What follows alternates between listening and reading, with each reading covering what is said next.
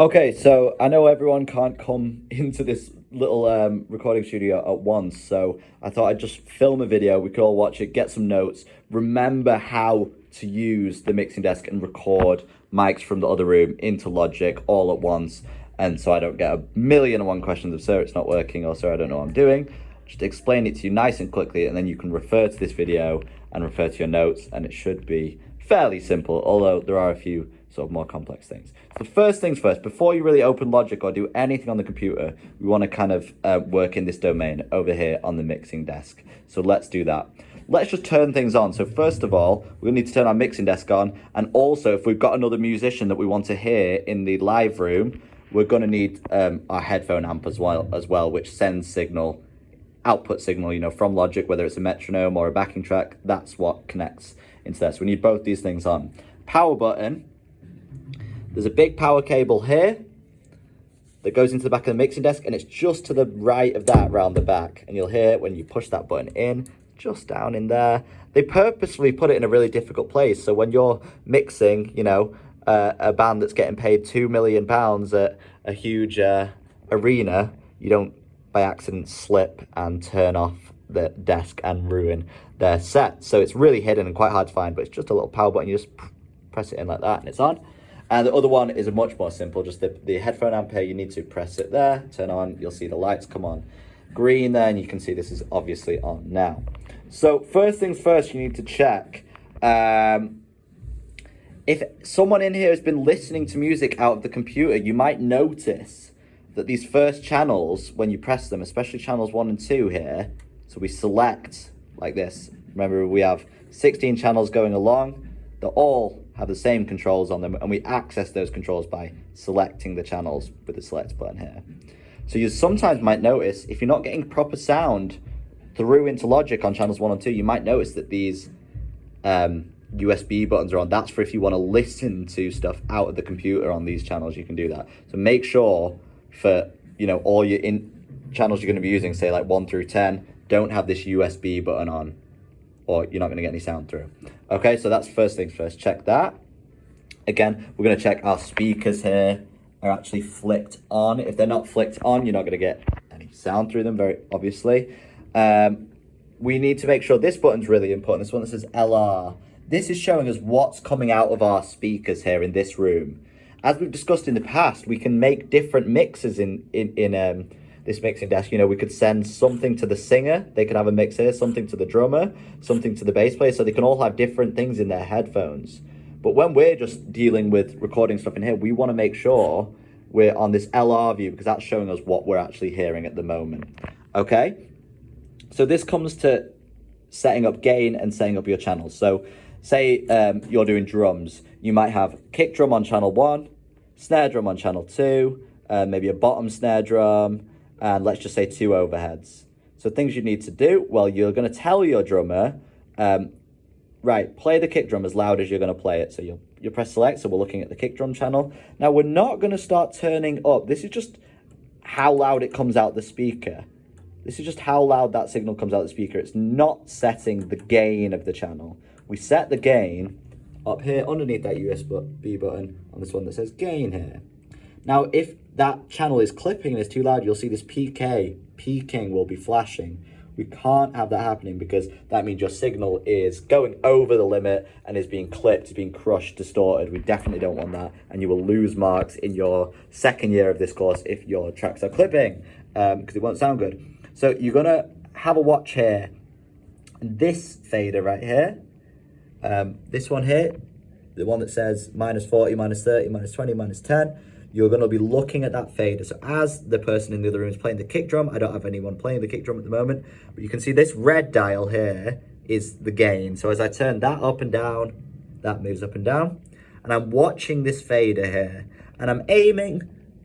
Now, this is slightly different to Logic. This one, you don't need to worry about it, but this one can go over 0. It can go over 0. You just don't want it to be hitting this PK here at the top. So you're going to get them to play, and you want to just aim it so it's around 0, but not going up and peaking. So you'll set your gain accordingly there. You don't have to worry about any of these other controls, okay? These are for more if you were doing live sound in a live set. We're not doing that, okay? We're just recording stuff into Logic. We're just using this live desk as a audio interface. We're just literally taking microphones, setting the gain, and sending them to Logic. That's all we're doing. So you then go onto your snare drum on channel 2 and do the exact same thing. Grab your gain fader, watch as they play their snare drum. That fader is going to be jumping up there, and you're aiming just to go up maybe just over that 0, but definitely not peaking. Now, at this point, you'd be seeing your kick and snare drum coming through, but you wouldn't actually be hearing anything. So if we had Logic over and over here, you would see the kick drum and the snare drum channel. You'd see signal going in and jumping up and across the faders. But you won't hear anything because this is our monitoring. So this is what's coming out of our speakers. So now we've set our gain right, we might actually want to listen to how it sounds. So now if we turn those up, we would hear our kick drum on channel 1 and we could turn it up or down. But if we turn it up or down in here, that has no effect of what's being recorded into Logic. The only thing that has effect of what's being recorded into Logic is this gain, okay? So you can set those so you can hear them. Right, I'm not going to go through all the channels. You might have, many channels set up. But let's just remember, if you have a condenser mic, say you're doing acoustic guitars, vocals, or your overheads, they're going to probably be condensers. You just need to make sure that you have this 48V phantom power on. So what you do is you select the channel you want, and this is touchscreen. You just hold down on it there. It goes red, and now you can see phantom power is on for that channel, so that mic will start working. You can set the gain accordingly, but you won't actually start hearing it until you bring the monitoring level up there, okay?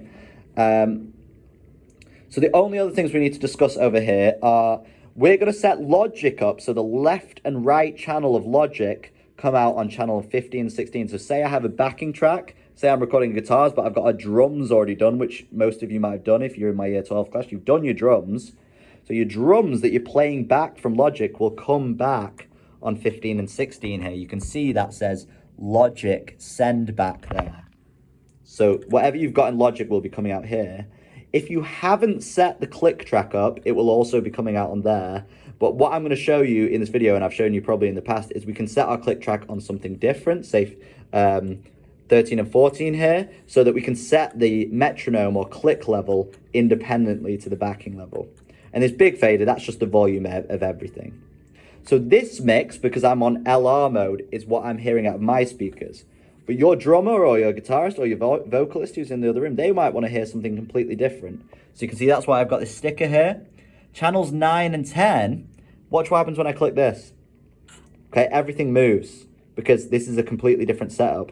This is what's being sent into the headphone amp.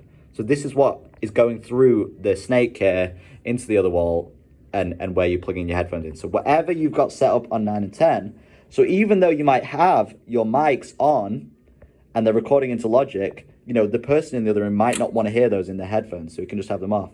But they're probably going to want to hear some click track, which we'll set up on 13 and 14, and some of what they're playing along to on the backing track. And that's their overall volume of their headphones.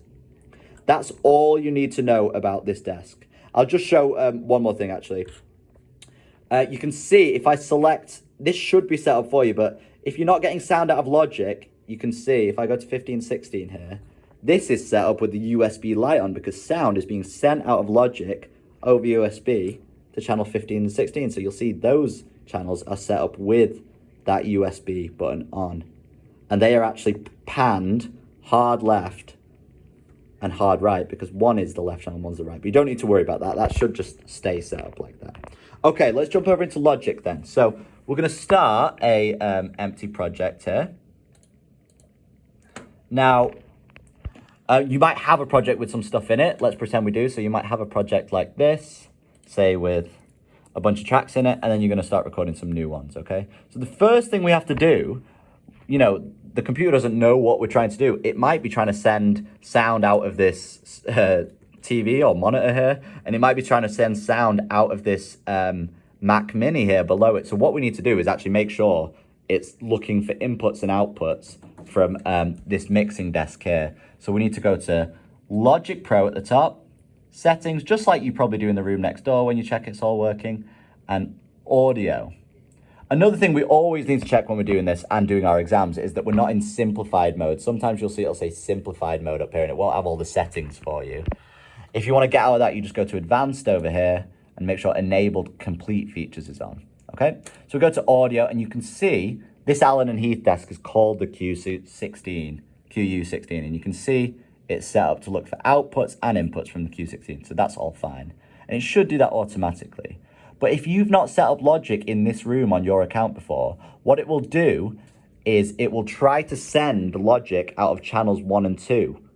Well, we're going to have a problem then if you've got mics on 1 and 2 and it's trying to send sound out of 1 and 2 as well. So we need to change that. So we go to IO assignments. Well, that's in and out assignments, okay? So we click on there, and you can see, because I set this up before, my output of logic, my stereo output of logic, you don't need to worry about any of those other stuff below it, is being sent to 15 and 16. When you come on for the first time and log on in here, it'll probably be set to 1 and 2. It'll be trying to send logic out of 1 and 2 here, and you'll only hear it if that USB light's on, but we've just set up mics on 1 and 2, so we definitely don't want it to be doing that. That's probably the number one mistake people make when they're in here. So we turn it out to 15 to 16, like the sticker says on the mixer. And then the only other thing you might want to change that I always do is go to your metronome up here. I'd right click on it, metronome settings, and I'm going to make it, you see my metronome is still trying to be sent out of channels 1 and 2. So we're not going to be able to hear it. I'm going to go over and set that up to 13 and 14 there.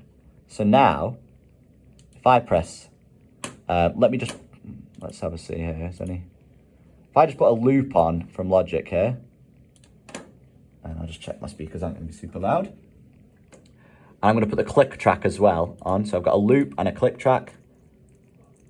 What we'll notice is, just loop that, so I can hear that. So you can see our lights start coming on over here. The loop, which is just music, you know, is coming out on 15 and 16 here. You can hear that.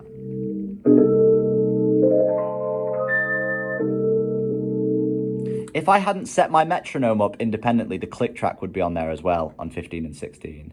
But you can see this one is flashing in time with green lights. My click track's on here. So just click track and now, like I said before, the benefit of that is when you're sending your artist in the other room, they might want more click track so they can stay in time. They might want less click track or more backing track or less backing track. So they're independent, which you really want, okay? So I would recommend doing that.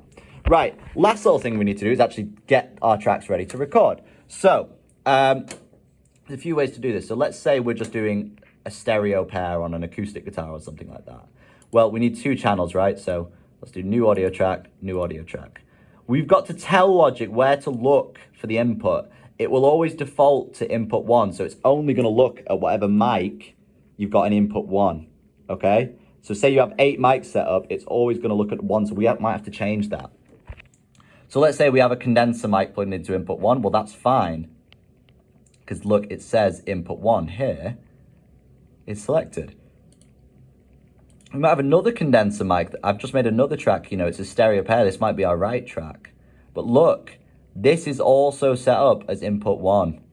We can't have that because it's just going to record the same mic twice, not the 2 different mics. So we need to click on here and set that to input 2. And now when we want to record, I'm just going to click on the top one and drag over both of them, or you can just click on the R box for both, and now you can see they're armed for recording. They're ready to go. So when I press R for record or the red button, both of those channels will record whatever coming through them. And right now, you know, if there was someone playing through those mics, you'd see these levels jump in it and ready to go. Okay, there is a much better way to do it. I'll just show this to the last thing. So if you actually are making multiple tracks, you can get Logic to do and set your inputs up for you. So if you go to track, new tracks, audio, because it's audio we want here. Watch, you can say how, it's asking you how many tracks you're trying to make. Well, say you had 12 mics on a drum kit. Well, you're going to put 12 in there because you need 12 different channels. And you could say, well, my kick drum starts on input 1, but then, you know, the snare drum's on 2, then the bottom snare's on 3, and 4, 5, 6, 7, 8, 9, 10, 11, 12. You know, going up the channels of the mixing desk. So what we can get it to do is actually, look, ascending. So it'll start on input 1, but for every track you make, it'll make this input 2, input 3, so it'll do it for you. I'll just show you that now. So look, it's going to make 12 tracks. It's going to start on input 1, but then on the second track, it's going to put it for input 2, and so on. So now it's made 12 tracks. can see this first track here, audio 9, is set to input 1. But audio 10 is automatically set it to input 2, 3, 4, 5, 6, 7, and so on. So that's the best way to do it. And then when you're ready to record them all, say your whole drum kit ones, you just click and drag over all of them. Now they're ready to record. Okay, you should be ready for using the recording studio here now. Thank you.